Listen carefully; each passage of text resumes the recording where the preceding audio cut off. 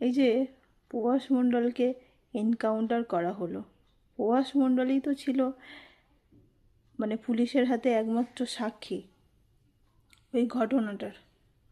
সেই মানুষটাকে এনকাউন্টার করা হলো। প্রভাস মণ্ডলকে দেখে কি এরকম মনে হয় যে ওনার পক্ষে পুলিশের কাছ থেকে রিভলভার কেড়ে নিয়ে গুলি করা সম্ভব? হ্যাঁ, এটা একটা মাথায় আসছে। আরও একটা কথা মাথায় আসছে যে যখন স্পটে প্রভাস মণ্ডলকে নিয়ে যাওয়া হচ্ছিল, তার আগে কি প্রভাস মণ্ডলকে থ্রিলার সিনেমা দেখানো হয়েছিল?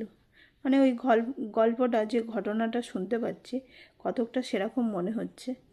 তাই বললাম, প্রভাস মণ্ডলের মতো যে মানুষটাকে দেখেছি আমরা, ওই মানুষটাকে দেখে কোনোভাবেই মনে হয়নি যে ও পুলিশের কাছ থেকে রিভলভার কেড়ে নিয়ে পালিয়ে যাওয়ার মতো ক্ষমতা আছে। যদি সত্যি এটা করে থাকে, তাহলে নতুন সরকার আসার পরে পুলিশের যে রূপ দেখেছি, তাতে পুলিশকে অনেকটা ওই সালমান খানের দাবাং সিনেমার সাথে তুলনা করেছে পুলিশকে মানুষজন। তাহলে সেই দাবাং পুলিশের এরকম অবস্থা, যে কিনা একজন প্রভাস মণ্ডলের মতো মানুষ, আমার তো মনে হয় একটা পুলিশ যদি ওকে ঠাটিয়ে চড় মারত, ও 7 হাত দূরে গিয়ে পড়তো। সেই মানুষটার পক্ষে কি সম্ভব পুলিশের রিভলভার কেড়ে নিয়ে পালিয়ে যাও? হ্যাঁ, এটা তো মাথায় আসছে।